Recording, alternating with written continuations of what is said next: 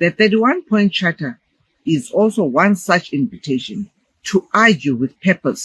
অবিসংবাদিত বিশ্ব নেতা প্রয়াত নেলসন ম্যান্ডেলার নাতনি অ্যান্ডিলেকা ম্যান্ডেলা আন্তর্জাতিক ফোরামে কথা বললেন বাংলাদেশের গণতন্ত্র ও তারেক রহমানের ভিশন নিয়ে। I speak to you not only as the granddaughter of Nelson Mandela, but also as a woman and an activist.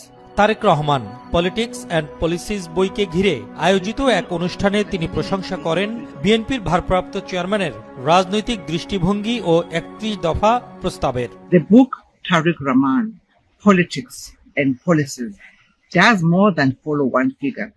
It invites debates about institutions, accountability, and the people's will in modern Bangladesh. নারী অধিকার, জলবায়ু আন্দোলন ও সমাজের বিভিন্ন সমস্যা নিয়ে কাজ করা এই সমাজকর্মী বলেন, তারেক রহমানের ৩১ দফায় স্বাধীন গণমাধ্যম, বাক স্বাধীনতা, দুর্নীতির বিরুদ্ধে ব্যবস্থা এবং সংখ্যালঘুদের নিরাপত্তার মতো বিষয়গুলো দারুণভাবে উঠে এসেছে।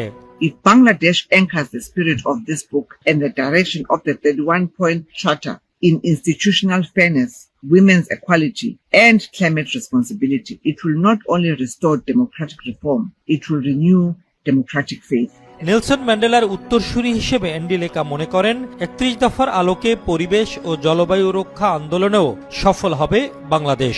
Bangladesh sits on the front line of floods, cyclones, and displacement. Climate action is not an environmental chapter, it is a political test.